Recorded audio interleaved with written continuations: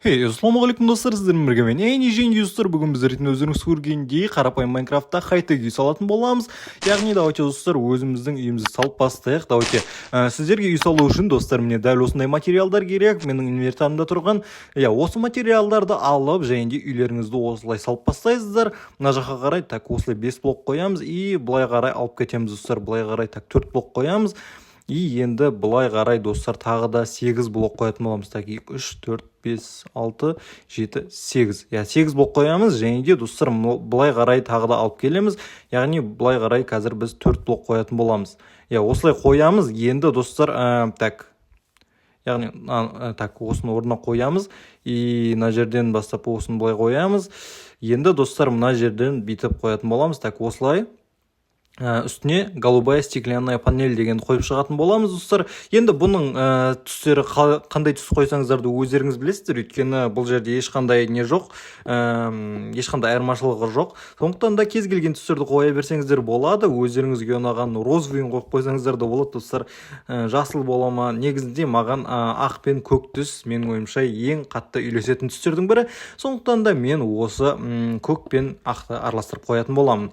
Так осылай терезелерді айналдырып қоя береміз және де осы жерге дейін алып келеміз. Так, енді бұл жерге келгеннен кейін достар осындай досканы аламыз и досканы осылай қойып шығамыз. 3 блок қоямыз биіктігін. Так, мына жағына да осылай 3 блок қоямыз және де астына терезе қоямыз. Бұл жер яғни біздің достар есіктің орны болады және де давайте осы жерге астына доска қоямыз. Есіктің орнына не қойсаңыздарды өздеріңіз білесіздер. Яғни бұл жерде достар ешқандай армашылық болмайды. Өздеріңіз қалаған блоктардан сала берсеңіздер де болады. Яғни енді біз достар жалғастырып белый бетон дегенді осылай қоюды жалғастырамыз. Так, достар, мен биіктігін 3 блок қана қылғым келіп тұр, өйткені маған тым қатты үлкен үйлер шынымды айтсам ұнамайды.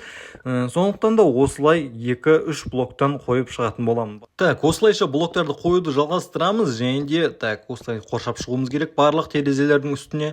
Так, терезенің үстіне қою әрине қиын болады, бірақ одан кейін үйдің потологын жасау өте оңай болады. Достар, қазір сіздерге көрсетемін. Так, үйдің потологын жасаймыз енді. Или полын жасап аламыз. Давайте достар полын жасап алайықшы бірінші. Терезелерді алып тастайық, осы жерге қойып кеткендерді. Так, полын жасау үшін біз ең алдымен так мыналарды сындырып тастаймыз. Жердің блоктарын қазып тастаймыз. Мына жердің блоктарын барлығын так осылай қазамыз. Бұның барлығын достар қазып шықпайтын болсаңыздар, үйлеріңіз өте іші тар болып қалуы мүмкін. Сондықтан да міндетті түрде қазып шығыңыздар. Так, осының барлығын қазып тастаймыз. Так, осылай. Так, қазамыз барлығын. Ема творческий режимде кайф қой достар, қазу дегенше. Так, енді дубовый доски дегенді аламыз. Бұл жерде достар ешқандай айырмашылығы жоқ. Өздеріңіз қалаған кез келген блокпен үйдің полын жасай берсеңіздер болады. Яғни еденді достар кез келген блокпен жасай беріңіздер, ол маңызды емес. Кейбіреулерге достар ақ блок ұнайды екен, сондықтан да ақ блокпен жасай берсеңіздер де болады. Яғни ақ ағашпен немесе қара ағашпен жасай берсеңіздер де болады. Ол жерде ешқандай айырмашылығы жоқ. Так, және де былай қарай қоямыз. Осылай, міне достар, үйімізді салу прям өте тез деп айтуға да болады. Және де бұл үйді достар выживанияда да салуға болады. Егер қаласаңыздар выживанияда да салып көрсетейін. Яғни бұл блоктарды табу өте оңай достар. Сондықтан да ең оңай үйлердің бірі болғандықтан мен осыны сіздерге көрсетіп жатырмын. Қазір енді достар бізге не істеу керек? Бізге қазір енді мынаны аламыз. Және де мына жерге несін жасап шығатын боламыз. Қазір потологын яғни осылайынан тез қойып шыға береміз. Творческий блоктың бір жақсы жері достар, блокты осылай тез қоюға болады. Сондықтан да творческий режимде салып жатырмын мен. Так, осылай достар прям тез қойылып жатыр бізде. Так, осылай қоямыз. Осылай и мына жағын енді қазір достар кайф бүйтіп қою. Так, осылай қоямыз. Үйдің потологы бітті. Мына жерде қалып кетіп. Так, осылай қоямыз. Енді достар біз мына жерге так стеклянная панель дегенді қайтадан аламыз. Яғни достар біз қазір балкон салайын деп жатырмыз.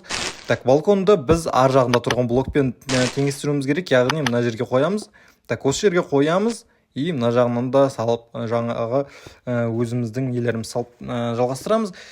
Так, стеклянный панельдерді осылай қойып шығамыз. Осы жерге дейін алып келеміз және де осылай 2 блок қоямыз. Так, дұрыс. 3 блок қойды екенбіз достар. 3 блок қоямыз және де ортасын сындырып тастаймыз. Так, ортасын сындырамыз да орнына стеклянный панельді қоямыз. Және де так, мен достар ұмытып қалдым ғой. Осылай қоямыз. және де достар мына жерге ағаш қоямыз. Мә достар, ұмытып қалып жатырмын. Ренжімеңіздер. Так, енді осылай ағаш қойып шығатын боламыз барлық жеріне. Ағаш пен достар, бұл хай-тек үйдің араласқан версиясы. Мен бұрындары хай-тек үйді ағашсыз жалғыз ғана бетонмен салып көрсеткен болатынмын сіздерге, ақ бетонмен. Ол видеода көп қаралым жинаған болатын, және де мен екінші частин салайын деп шештім. Яғни достар, мен жай ғана ақ бетонмен шектелгім келген жоқ. Так, давайте үйімізді салуды жалғастырайық. Мына жерге голубая стеклянная панельді қойып шығамыз. Осылай. Былай қойып кете береміз тезірек. Так, осылай қоя береміз. Тез қойып шығамыз барлығын. Так, оны қойып болғаннан кейін біз қайтадан бетонды аламыз да, және де біздің үйдің екінші этаждың потологын жасайтын боламыз қазір. Так, осылай қоямыз. Сыртына бір блок шығарып, дальше мына жаққа қарай өтеміз да. Осылай достар, маған тез қойғандай, осылайша алыстан тұрып творческий режимде наңғырыңдар өткізіп тез жеткізесің. И осылай ұнайды маған. Так, мына жерге мынаны қоямыз. Астын сындырамыз да, осылай. Жоқ достар, қате болған сияқты, мен ойымша қазір дұрыстаймыз. Осылай наңғырыңдар қисық болып қалған. Мынаны дұрыстау керек. Так, осылай болса, мынаны сындырамыз, онда осылай сындырамыз, асты сынып кетті. Так, осылай мына жерге ағаш қою керек. Бір блок бұл. Так, осылай. Болды достар. Енді мына жерге бір стеклянный панельді қойып, мынаны сындырып, орнына мынаны сынбай. Болды, бетон қойдым. Ендігі мәселе бізде былай достар. Так, мынаны аламыз. Ағашты алып, давайте ағашты аламыз да, мына жерге бүйтіп қоямыз.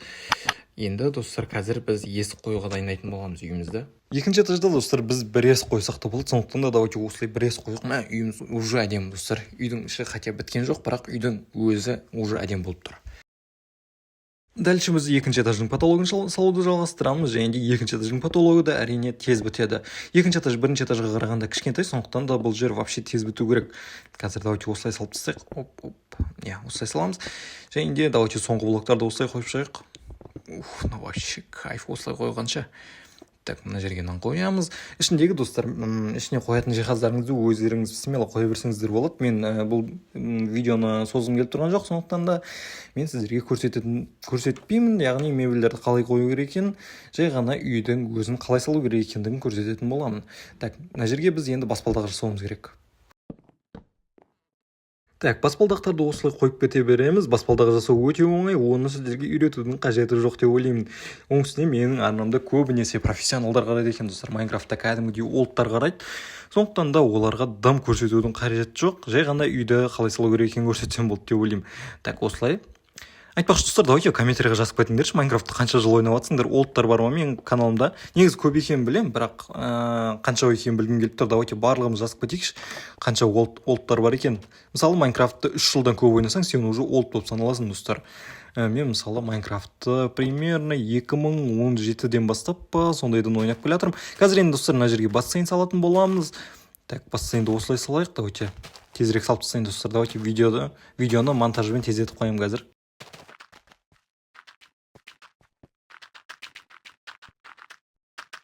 Так, достар, мен жерді қазып болдым. Енді бассейн салуды бастаймыз. Яғни, достар, давайте мына жерлерді бүйтіп қойып шығайық. Осылай. Бассейннің іші аппақ болғанын қалайтын болсаңыздар, ақ блоктан қойсаңыздар болады. Кейбіреулер көк болғанын қалайды, яғни яркий цвет болғанын қалайды, судың цветі. Өздеріңіз білесіздер, достар, негізінде бұл үйді салғанда ешқандай айырмашылығы жоқ. Қандай блоктан салсаңыздар да. Так, менің бассейнім кішкентай болып қалған сияқты ма? Қалай өз? Давайте оны су құйып көрейікші. Кішкентай болып қалды ғой. Қазір үлкейтетін боламыз, онда достар, болмайды. Менің ойымша, тым кішкентай сияқты. Давайте мына жерден 2 блок сындырамыз. Мына жерден 2. Так, мына жерді қазамыз. И так, мына жерге қайтадан белый блокты осылай қоямыз. Ақ блокты, яғни қазғыш сүлік тұрса. Давайте осылай 2 блок сындырамыз. Үстіне тағы да 2 блок. Осылай. Болды достар. Үйіміз осымен достар бітейін деп қалды. Енді бізге үйімізді жай ғана әдемілеп шығу ғана қалды. Осылай жапырақтарды қоямыз. Осы жерге, мына жерге де жапырақтарды қойып шығамыз. Үйіңізді полностью достар жапырақпен қоршап тастасаңыздар да болады. Өздеріңіздің қалауыңызбен олардың барлығы. Егер де қаламасаңыздар, әрине жапырақтарды мүлдем қоймасаңыздар да болады. Так, осылай жапырақты қоям. Мен жай ғана осылай кішігірім қылып қойғым келеді. Сол кезде минималистичный болып, яғни үйіміз кішігірім болып, әдемі болып шығады. Достар, осымен үйіміз біткен болатын жоқ достар, әлі бітпеген екен ғой, ұмытып кетіппін. Так, бізге үйге кіретін жол салу керек, яғни үйге кіретін асфальт саламыз қазір. Так, мынаны сындырып тастаймыз. Үйге кіретін жолды достар сіздер қалаған жерлеріңізге дейін ұзын қылып істей саласыздар. Мен әзірше сіздерге жай ғана көрсету үшін осылай кішігірім қылып салатын боламын. Ол үшін біз дейтін гравиді аламыз, гравиді осылай қойып шығатын боламыз. Достар, видео ұнаған болса да артыңа тіркеліп видеоға лайк басыңыздар. Сіздермен бірге болғанмен в общем, давайте осындай әдемі үй үшін лайк басып кетіңдер.